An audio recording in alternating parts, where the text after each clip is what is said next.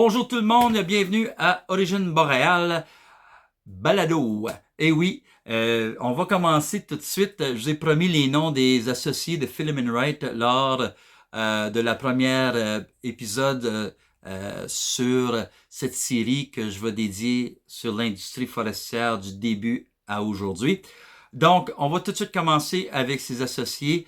Ses associés sont Thomas Wright, son frère, Philemon Wright Jr., son fils aîné, Tiberius Wright, son autre fils, Samuel Chauté, beau-frère, John Ellen, James McConnell, London Oxford et Daniel Wyman. C'est des membres de la famille, comme vous pouvez voir, et aussi ses voisins. Ils viennent tous de la région de Warburn au Massachusetts. Donc, ils viennent tous du Massachusetts. Ils sont venus ici avec Philemon Wright. Philemon Wright les a convaincus de venir s'installer dans le canton de Hull. Il a fait sa demande. Ils ont acheté le canton de Hull pour le développement colonial basé sur une économie au niveau de l'agriculture. Donc, son but, c'était de développer toute cette industrie de l'agriculture dans le canton de Hull. Et puis, donc, j'ai parlé de deux concepts. J'ai parlé le concept seigneurial et ce concept que Philemon Wright, le système qui a pu exploiter, ça s'appelle le leader et associé. C'est un système qui a été instauré par le gouvernement du Bas-Canada après l'acte constitutionnel de 1791 pour coloniser le reste du Bas-Canada dans les nouveaux cantons qui se développaient. Fait que, donc, le gouvernement avait instauré ce système-là où ce que les gens pouvaient acheter un canton et les propriétaires du canton devaient s'occuper de la colonisation. Entre autres, ils devaient être plusieurs associés. 2, ils devraient arpenter, diviser le canton en lots. 3, défricher. 4, créer des routes. 5, établir une base économique pour le canton, un côté lucratif du canton, pour s'assurer qu'il y a un développement puis qu'une poursuite au niveau des besoins des colons qui s'en viennent. Mais le gros jeu là-dedans, c'est que dans le régime seigneurial, le seigneur était propriétaire de la seigneurie, tout le grand territoire de la seigneurie, puis il louait les terres à ses censitaires. Donc, il était toujours propriétaire de toute la seigneurie. Dans le régime du leader associé, c'est le leader, le chef en file qui s'occupait de tout, qui s'occupait de l'administration de tout, mais c'est l'entreprise qui a acheté le canton qui devait s'occuper de l'arrivée des colons. Donc, les colons, à la place de louer, achetaient leur lot. Donc, c'est ça qui était l'objectif de permettre que Philemon Wright et ses associés de prendre possession du canton de Hull pour le développer sous les demandes du gouvernement du Bas-Canada à l'époque et les exigences. Il devait aussi construire un genre de petit village, un petit centre administratif. Dans ce centre administratif-là, il devait avoir un bureau d'enregistrement parce que les lots à vendre. Il devait aussi avoir un bureau de poste. Deuxième, une prison. Et quatrième chose, avoir un palais de justice. Et pour avoir un palais de justice, il faut un juge. Donc, à l'époque, on lui avait donné le titre, puis tout le monde qui avait le rôle de leader devenait aussi, avant de devenir, il y avait le rôle d'agent des terres. Avec le rôle d'agent des terres, tu devenais automatiquement juge de paix. Donc, et voilà comment est-ce que Philemon Wright a pu avoir un genre de contrôle et un côté plus politique, un pouvoir politique dans son canton.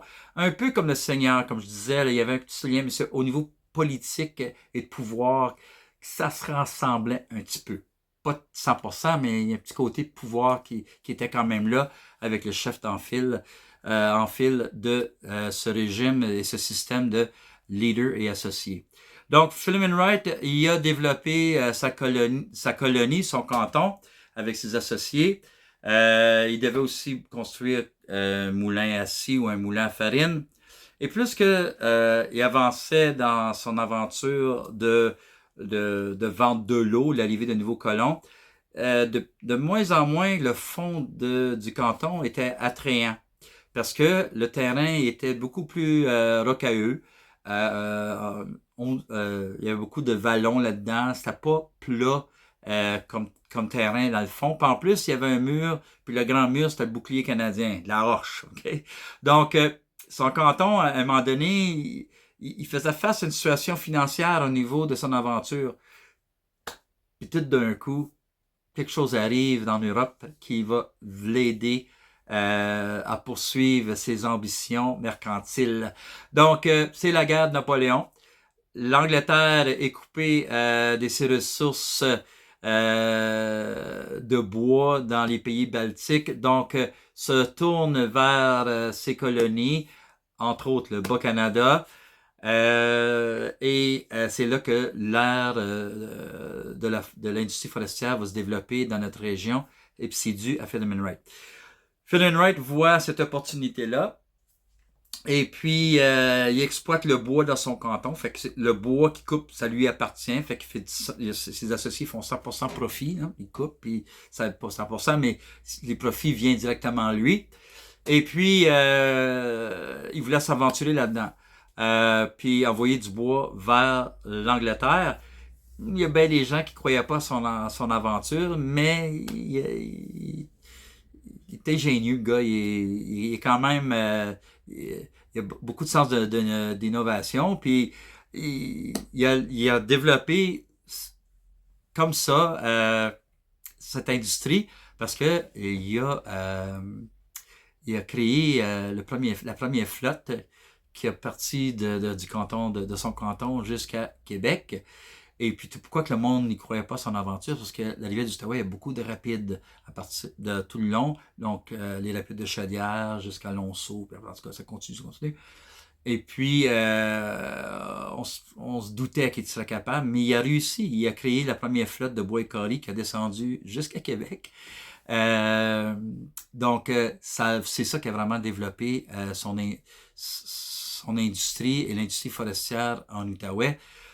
Puis, ça s'est développé, je vais vous dire, assez vite. Donc, il prend possession du canton avec ses associés en 1800. En 1814, il crée sa compagnie forestière Philemon Wright & Son. Donc, il exploite tout le bois dans le canton de Hull. Et à un moment donné, il commence à exploiter à l'extérieur du canton. Et il exploite. Le gouvernement à l'époque du Bas-Canada dit « Wow, t'as une minute, là. Il exploite les ressources naturelles qui appartiennent à la couronne gratuitement.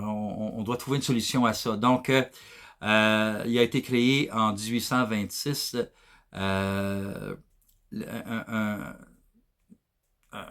début, on donnait des permis, puis ça s'appelait les Office Timber, je ne peux pas trouver le nom, ça fait 2 fois là, que je sais trouver le nom. Donc, c'est le Crown Timber Office, c'est ça. Donc, le gouvernement rouvre un bureau, un office là-dessus, un office comme une administration, puis émet des permis à Philemon Wright après ça pour le droit de coupe sur le territoire de la couronne. Donc on parle de 1826 ici. Donc, à partir de 1814 à 1826, il exploitait gratuitement cette ressource dont le bois et tout le territoire. Là, donc, il développe tout le long de la rivière du Outaouais jusqu'à Onslow-Couillon. Et après ça, il continue et il développe en montant la Gatineau et il tourne sur la rivière Picanoc et descend. Il va mettre en place ce qu'on appelle le dépôt d'Otter Lake. C'est un endroit où les camps pouvaient aller chercher leurs vivres pour s'assurer le maintien et la survie des chantiers. Donc, c'est comme une petite fermette. On s'assurait que les chantiers aient accès au foin, à la farine, à à la melasse, toutes les choses qu'il a besoin au maintien et au, au fonctionnement des chantiers. Et dans le bout de Couillon, on appelle ça des Onslow Farm. Comme je dis, c'est pas vraiment une ferme typique coloniale, c'est vraiment une ferme d'exploitation pour pouvoir aider à survenir aux besoins des chantiers, des bûcherons. Donc, c'est une terre d'exploitation pour les chantiers. C'était pas nécessairement colonial. C'était pas dans le but de grandir au niveau de l'agriculture. Donc, on parle ici, le dépôt a été construit, établi en 1839. Philemon Wright est décédé en 1839. Donc, c'est ses fils qui continuent à exploiter et à poursuivre avec l'entreprise familiale au niveau de l'industrie forestière. C'est vraiment ça qu'on voit au niveau du développement avec Philemon Wright. On part, ça va vite là, 1800, 1814, 1826, 1839 est déjà rendu sur la rive de la rivière Picanoc et à Onslow, pas loin de Couillon. Donc, vous voyez là, la grandeur de son territoire. Puis ça s'est fait, comme je l'ai dit, on dit c'est pas beaucoup, mais c'est rapidement, c'est fait dans un territoire quand même vierge. Il n'y avait personne. C'était à lui. Personne jusqu'à temps qu'on lui oblige à payer les permis de couple. Donc c'est en 1820 que c'est à cette époque-là qu'il monte. Il a commencé à monter la rivière, la rive de la rivière Gatineau. Donc, c'est important de mentionner, c'est que ça a commencé en 1806, tout son empire forestier, 1806 jusqu'à 1843, parce que la colonisation a commencé en 1840, donc ça limitait l'accès aux compagnies forestières. Ils vont continuer, mais sous une autre forme. On va en parler dans les prochains épisodes. Dans les prochains épisodes aussi, on va aller parler du régime des chantiers. Et oui, c'est Philemon Wright qui a fait partie de ce régime qui est installé dans l'exploitation forestière, dans les chantiers. Donc, on parle des dépôts logistiques, OK? On va aussi parler de comment est-ce qu'on recrutait les bûcherons, comment est-ce que l'emploi, les jobs, qui faisait quoi dans le travail, dans les chantiers. Donc, il y avait un genre de ségrégation qui s'est fait aussi là-dedans. On va parler aussi de paiement. On va voir comment est-ce que ces bûcherons ont été payés. C'est à quoi leur salaire aussi. On va aller voir ça dans les prochains épisodes. On va parler aussi de là-dedans l'endettement des bûcherons.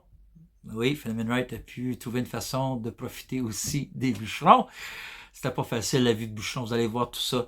On va parler de logement, où est-ce que ces hommes dormaient et dans quel état la vie des bûcherons était dedans. C'était pas facile, vous allez voir. On va parler de nourriture. Donc, tu sais, Philemon Wright employait 160 hommes en 1820. Donc là-dedans, je vais juste filer, là. Il y avait des Canadiens français, il y avait des Américains et des Irlandais. Donc, c'est ça. Vous allez voir dans les prochains épisodes, on s'en va vraiment dans le creux de toute cette histoire-là, de tout ce dynamisme, de ce régime de chantier qui m'a toujours fasciné. Là, maintenant, on a une bonne idée comment Philemon Wright s'est rendu dans l'industrie forestière. Puis comment est-ce qu'il a pu réussir à se lancer dedans. Et qu'est-ce qui est venu au niveau de l'exploitation, comment est-ce que il a pu créer une bonne base de son entreprise, de son empire. Puis il y avait le monopole en Outaouais, là. Il y avait le monopole au complet. Donc, je vous laisse là-dessus. J'espère que vous avez aimé ça. Prochain épisode, on s'en va vraiment au cœur des chantiers, des bûcherons et la drave, toutes ces choses-là. Ça va continuer, mes amis. Et à la prochaine. Salut!